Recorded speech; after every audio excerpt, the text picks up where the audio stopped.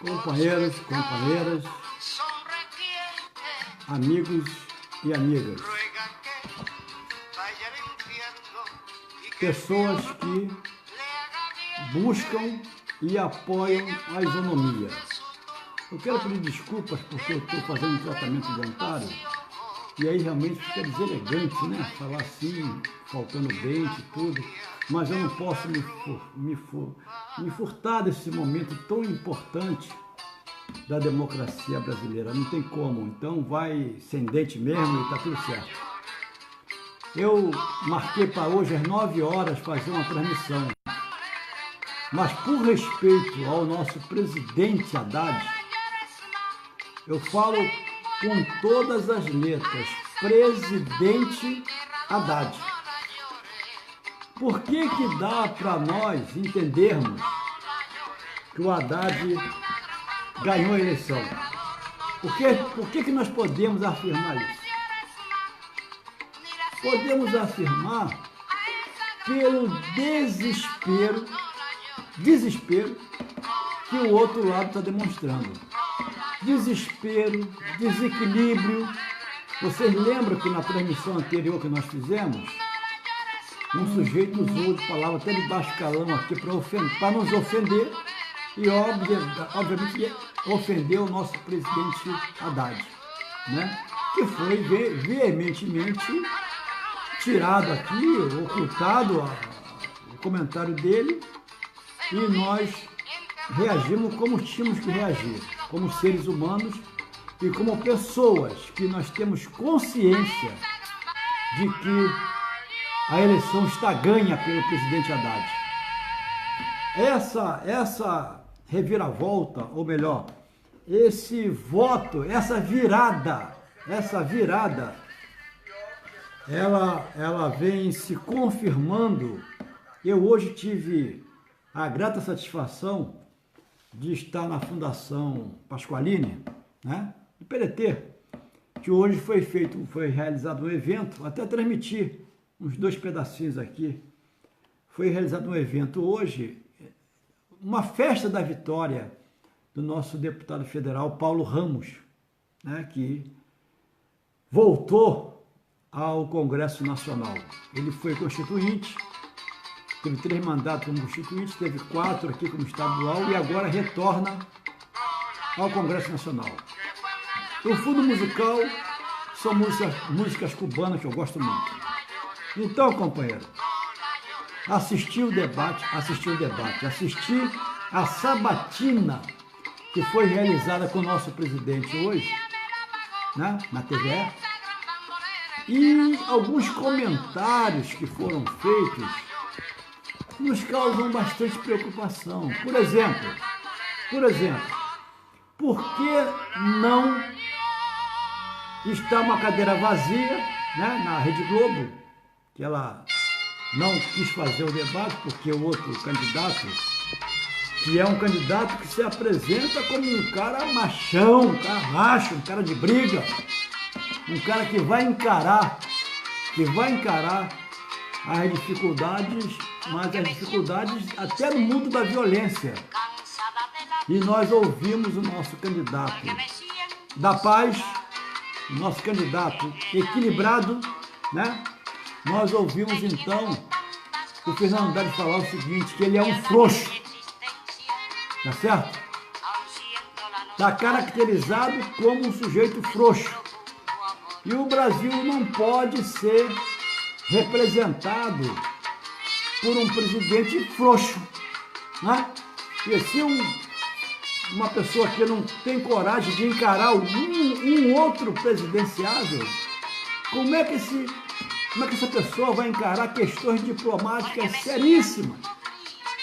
E segundo o nosso presidente Haddad, ele já está causando alguns problemas com o Oriente Médio, já está causando problema com a Venezuela. Quer dizer, então, é um despreparo impressionante. Olá, Maria Lopes, estamos aí. Luiz Castelo, boa noite. Legal. Grande Luiz Castelo, nosso querido neném.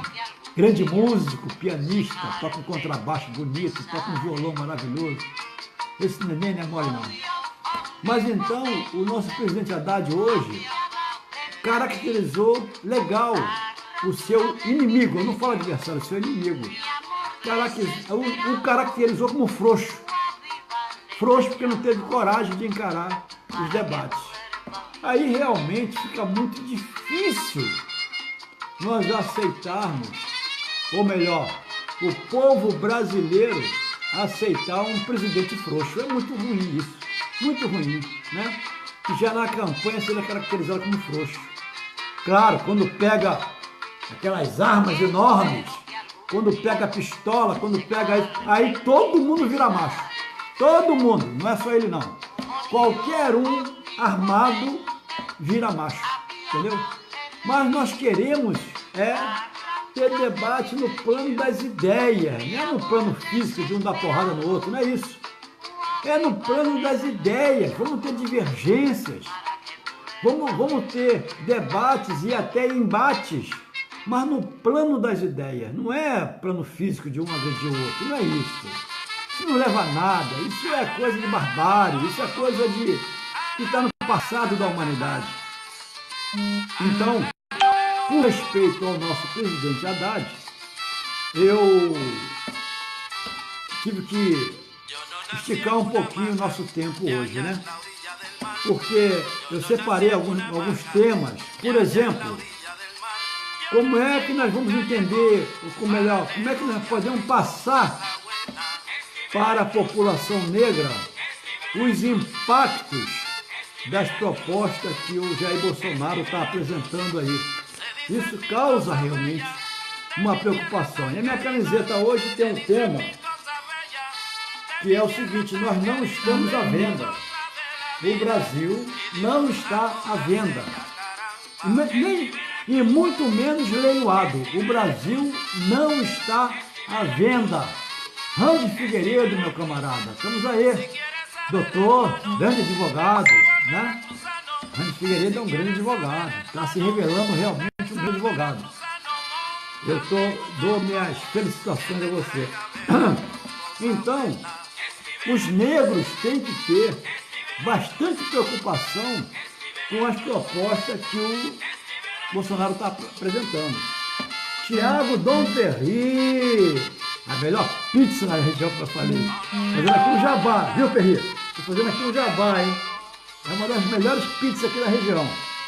Então, os candidatos, tanto o Jair Bolsonaro quanto o Fernando Haddad, que estão disputando agora o segundo turno, eles têm, dia 28 de outubro é o dia-chave, hein? Eles têm feito declarações, algumas que nos preocupam muito, né? Projetos, por exemplo, na área da economia, da educação e da segurança pública, nenhum deles tem clareza. Nós não temos clareza do que vai ser feito. Não basta regulamentar a posse da arma. Não se está falando do porte de arma, está se falando da posse de arma, né? O cidadão ter em casa, por exemplo, uma arma para uma eventual agressão, ele ter como se defender. Isso seria posse de arma. Agora ele segue uma arma na cintura por aí, mostrando a sua valentia, aí isso seria um porte, ele estaria portando a arma. Mas olha só, as propostas que têm sido levantadas com base num plano de governo, inclusive protocolado na Justiça Federal, isso vem dando algum material. Não para debate, porque né, não tem debate. Segundo o nosso presidente Haddad, o frouxo não quer ir para debate, né? Então, tem sido feita entrevista. Esse material tem proporcionado algumas entrevistas dadas a jornalistas, né? E nas próprias redes sociais. Porque o candidato que não vai a debate, ele transmite da casa dele. Falar de casa é mole, pô. Você não ser contestado, porque o perfil dele é de não querer ter oposição. Não pode ter opositor. Se tiver opositor, poderá até ser enquadrado na Lei de Segurança Nacional, poderá até... Chegou uma mensagem interessante ali da Adriana, mas eu perdi com os dados ali, interessantes. Apareceu na tela, mas sumiu, imediato. Então, nós temos que ter fundamentação. Na última transmissão nossa, nós fizemos questão de apresentar a diferença de política de governo, a política de Estado, chefe de governo com chefe de Estado, né?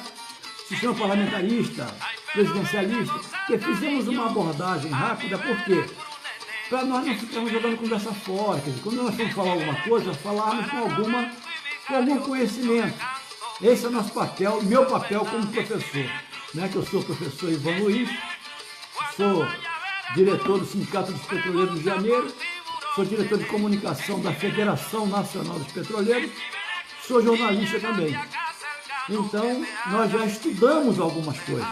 Dono da verdade, jamais, nem pensar nisso. Mas já estudamos bastante, continuamos estudando. Aí nós vemos o seguinte, nessas propostas aí, quando você entra, por exemplo, na área da economia, a gente vai ver que o Brasil hoje está com uma taxa de desemprego lá em torno de 12%. Isso é demais, demais, demais para nós vivermos em paz e em calma, né?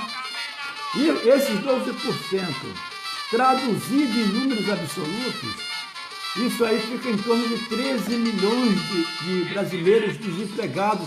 E esses 13 milhões, segundo alguns esclarecimentos importantes, esses 13 milhões seriam pessoas que ainda sonham, ainda buscam um emprego, né? Que na realidade o conjunto de desassistidos e desempregados estaria em torno de 65 milhões de brasileiros. Por isso que a gente vê todo dia fechando loja, fechando empresa e o desemprego batendo na porta de todas as famílias, não é?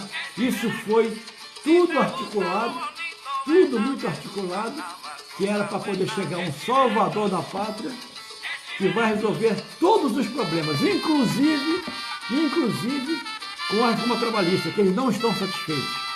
Eles não estão satisfeitos ainda com os danos que eles estão causando aos trabalhadores, querem mais, ainda querem mais.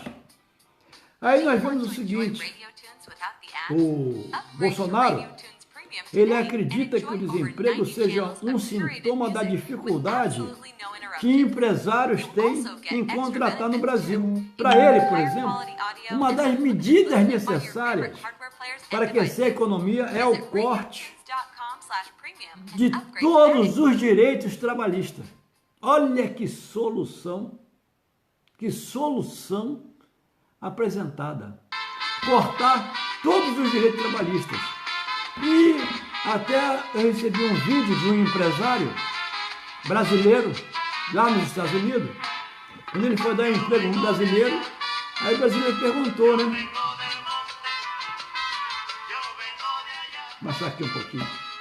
O brasileiro perguntou, vem cá, meu fundo de garantia e tal. Ele falou, aqui não tem isso não, rapaz. Aqui você aqui não tem essa história não, rapaz. Se vira porque é trabalhar e acabou. Não tem papo de direito trabalhista não. Isso eles querem fazer aqui no Brasil também. Acabar com toda a proteção do trabalhador. Com isso acaba também a justiça trabalhista, porque não faz sentido existir justiça trabalhista. Para quê? Para defender o quê? Se você não tem o que defender, né? Souza Eduardo, tamo junto. Não tendo o que defender, acaba essa justiça trabalhista. Isso é para, segundo ele, para gerar emprego, tem que acabar com a justiça trabalhista, acabar com os direitos trabalhistas, né? Aí, aspas, faz parte, esse pequeno intervalozinho. A classe empregadora tem dito o seguinte, um dia o trabalhador vai ter que decidir menos direito e emprego ou todos os direitos e desemprego. Isso foi dito numa entrevista no Jornal Nacional. Percebe? Vocês estão percebendo? Esse nosso papo aqui é direcionado para os indecisos. Para os indecisos. Olha a tese que eles defendem. A classe empregadora tem dito o seguinte: um dia o trabalhador vai ter que decidir menos direito e emprego ou todos os direitos e desemprego. Quando você chega na sua casa, procura um prato de comida, não é? Tem a conta de luz para pagar, tem um gás para comprar, e você fala assim: é melhor eu não ter direito nenhum mesmo não. Melhor não ter direito nenhum e ter um emprego para poder levar uma comprinha para casa. Eu traduzo isso como escravidão moderna. É uma maneira, é uma forma de escravidão que nos dá nojo. Depois de nós atingirmos um patamar razoável de defesa da pessoa humana, eles vêm com essa tese aqui agora de maquiar a nova escravidão, a escravidão moderna. Isso é demais para nós, demais, né? Como deputado, por exemplo, Bolsonaro ele votou a favor da reforma trabalhista do presidente Michel Temer. No plano de governo, o candidato visa ampliar o projeto e propõe mudanças na reforma, como a criação de uma nova carteira de trabalho, que eles chamam de carteira verde e amarela. Essa carteira verde e amarela, ela simplesmente proporciona o contrato individual. O contrato é individual sobre a CLT. Uma maneira de ir massacrando a CLT até acabar de vez com a CLT. E o que vem a ser essa sigla CLT? Foi uma consolidação de todas as leis trabalhistas. E eles querem exatamente esquecer a CLT e fazer o contrato individual. É muito triste para nós. Na prática, na realidade, o contrato individual significa um aprofundamento na flexibilização e também caracteriza a precarização das relações de trabalho no Brasil. Não é? Por quê? Porque, afinal de contas, o valor que o empresário deixa de pagar nas tributações não é repassado para o empregado. Não é repassado para o empregado. Isso quem diz é Gabriela Mendes Chaves, economista e mestrada em Economia Política Mundial pela UFABC, Universidade Federal, ABC. O candidato também defende a introdução de um novo modelo de capitalização para a Previdência, acabando a CLT, acabando o direito trabalhista. Para que Previdência? Para quê? Também acaba. Aí, olha só, esse candidato, Jair Bolsonaro, ele defende a introdução de um novo modelo de capitalização para a Previdência, aonde o trabalhador, ele se torna responsável por guardar o dinheiro para a sua própria aposentadoria. Nós estamos vendo aí o que estão fazendo conosco, por exemplo, na Petro. É uma covardia o que eles querem fazer com o brasileiro, não é? Para essa economista, Gabriela Mendes Chaves, ela fala o seguinte: esse projeto liberal não é novo no Brasil e as consequências dessa mudança nas leis trabalhistas afetam as populações mais marginalizadas, como negros, pobres e mulheres. É tirar qualquer tipo de assistência. Eu não falo de um Estado assistencialista, não é isso. Mas o povo brasileiro, o negro, o pobre, as mulheres, que são os mais perseguidos, têm que ter uma proteção do Estado, sim. O plano de governo do Bolsonaro promete reduzir em 20% o volume da dívida pública por meio de privatizações, concessões e também venda de propriedades da União. Olha onde se pretende mexer. Olha onde se pretende mexer, tá certo? Entregar as propriedades que hoje pertencem à União. E quando se fala de União, está falando do nosso patrimônio. É nossa terra, é nossa. E nós é que tínhamos que decidir, não governo nenhum, não chefe de Estado nenhum. Isso teria que passar por um plebiscito, a população que tem que se manifestar com relação a essas arbitrariedades possíveis. Então o candidato declara que pretende privatizar ou extinguir.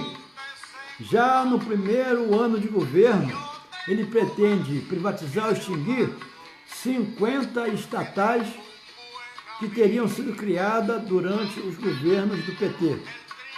E a privatização, então, continuaria nos anos seguintes. Nós falamos aqui da economia. Vamos falar um pouquinho agora da educação. O Brasil está entre os países com o pior desempenho em educação no mundo. Na mais recente edição do Programa Internacional de Avaliação de Alunos, o PISA, que foi em 2015, o Brasil ficou nas últimas posições em ciências. 63 aqui o lugar. Não estou conseguindo nem falar direito. Em matemática ele ficou lá em 65 lugar. E em literatura, 59.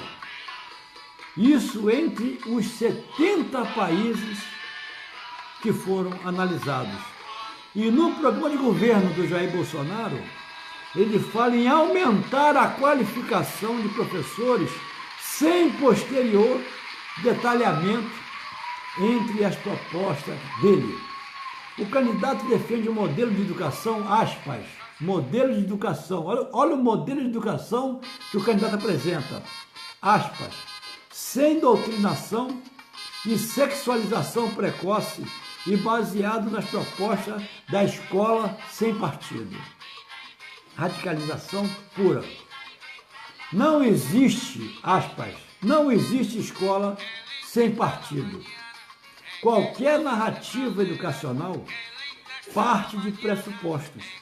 Na prática, essa proposta serve para construir uma narrativa conservadora e acrítica, e não uma proposta educacional. Isso quem fala é o professor da USP, professor Denis de Oliveira. Eu me lembro muito bem, na minha época de faculdade, que nós tínhamos o EPB. O que era EPB? Era Estudo dos Problemas Brasileiros. E normalmente quem dava esse tipo de aula eram militares. O nome da matéria era Estudo dos Problemas Brasileiros. Se você levantasse algum problema brasileiro para discussão, era cortado, não tinha papo. Então, só eles podiam apresentar os problemas brasileiros. Quer dizer, isso. E mais embaixo, na época, né, tínhamos a moral cívica. Souza Eduarda. Isso aí, boa noite, Souza Eduarda. Eu tinha visto aqui, Souza Eduardo. Legal. Então, companheiro, isso aqui foi na educação, vou pular. Vamos para o item que eles gostam muito. Item segurança pública. O Brasil vive uma crise de segurança pública. Em 2016, o país teve cerca de 62 mil homicídios, sendo 71% causado por armas de fogo e cerca de 50 mil estupros. Nos últimos anos, facções criminosas se multiplicaram por todos os estados brasileiros. Facções criminosas se multiplicaram por todos os estados brasileiros. Isso é extremamente preocupante. Daí ser elaborada uma nova legislação, um novo Código Penal. Isso teria que ser debatido amplamente na campanha presidencial. Mas, no entanto, não foi isso que foi apresentado, né? Aí nós vemos regiões que antes eram regiões pacatas, regiões sossegadas, regiões do interior, não é? E hoje nós vemos que não há sossego em lugar nenhum mais. E essas regiões que eram regiões pacatas, sossegadas, elas entraram no foco da violência. Aí nós vemos que entre 2000 e 2016, por exemplo, a taxa de homicídio no Norte e Nordeste dobrou, enquanto a do Sudeste caiu pela metade. Olha que absurdo a comparação dessas facções criminosas indo para o interior e para outros estados. E para reduzir os homicídios, Bolsonaro propõe o investimento em inteligência e capacidade de investigação das forças policiais, o endurecimento do sistema carcerário e a reformulação do Estatuto de Desarmamento. O candidato a presidente, então, o candidato Jair Bolsonaro tem como uma das suas principais medidas na área de segurança o relaxamento das restrições para a posse de arma, como nós falamos anteriormente, no Brasil. Quanto ao porte de arma no ambiente público, Bolsonaro já se posicionou a favor para vigilantes e caminhoneiros.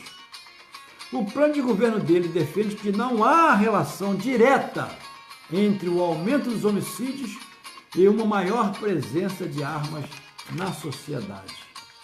Aspas, as armas são instrumentos, objetos inertes que podem ser utilizadas para matar ou para salvar vidas. Isso depende de quem as está segurando, né? Pessoas boas ou pessoas más. Aí ele fala que um martelo não prega e uma faca não corta sem uma pessoa. Esse aí seriam apenas instrumentos. Companheiros, amigos e amigas, tem muito papo para nós conversarmos, mas eu realmente estou aqui numa situação bastante desconfortável e já está realmente me causando aqui dores. Eu vou deixar esse material disponível num link lá no site professorivanluiz.com.br e eu peço desculpa que vou me despedindo agora, tá certo? E se for possível, amanhã nós batermos um outro papo e eu quero deixar aqui uma mensagem de otimismo, uma mensagem bem racional que Haddad ele virou o jogo. Haddad será o nosso presidente, eu não tenho mais nenhuma dúvida.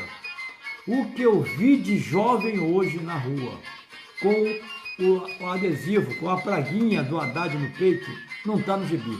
E os jovens estavam bastante omissos, estavam bastante quietos. Mas como eles estão vendo os ataques nas universidades, os ataques em sindicatos, como eles estão vivenciando os fatos que nós... acontece isso. Toda hora está acontecendo isso aqui. Uma interferência ali. Como nós vivenciamos muitas dificuldades para nós termos uma democracia, os jovens acordaram, e hoje eu tive o prazer e a felicidade de ver muitos jovens, mas muitos. Inclusive na Presidente Vargas passou lá uma quantidade enorme, que eu também transmiti, da janela lá do trabalho, eu transmiti aquela passeata que foi feita hoje à tarde aqui no Rio de Janeiro. E muita gente resolveu sair para as ruas para abraçar o Haddad e para abraçar o projeto que o Haddad vem defendendo. Eu não tenho mais nenhuma dúvida de que o Haddad será o nosso próximo presidente. Isso está me dando assim, eu estou até bastante aliviado, estou me distensionando, porque Haddad deu um salto muito grande de qualidade, deu um salto muito grande, ele demonstrou um equilíbrio muito grande nessas sabatinas, demonstrou um equilíbrio grande, demonstrou que está preparado, demonstrou que tem conteúdo. Não é o caso lá do outro que ele qualificou. Eu achei interessante a qualificação dele, qualificar de frouxo, tá certo? Não é o caso lá desse cidadão que ele qualificou como frouxo, né? Então, companheiros e companheiras, vamos nos preparar, vamos mobilizar as nossas vizinhanças amanhã, vamos mobilizar os nossos amigos e dizer o seguinte: Haddad virou o jogo e nós estamos convictos de que Haddad será o nosso próximo presidente. Então, companheiros e companheiras, até a próxima transmissão e vamos cada vez mais impulsionar o Haddad para ser o nosso presidente. Domingo teremos a grata satisfação de termos o Haddad como nosso presidente da nossa frágil nação brasileira. Até nosso próximo encontro. Provavelmente será amanhã. Até lá.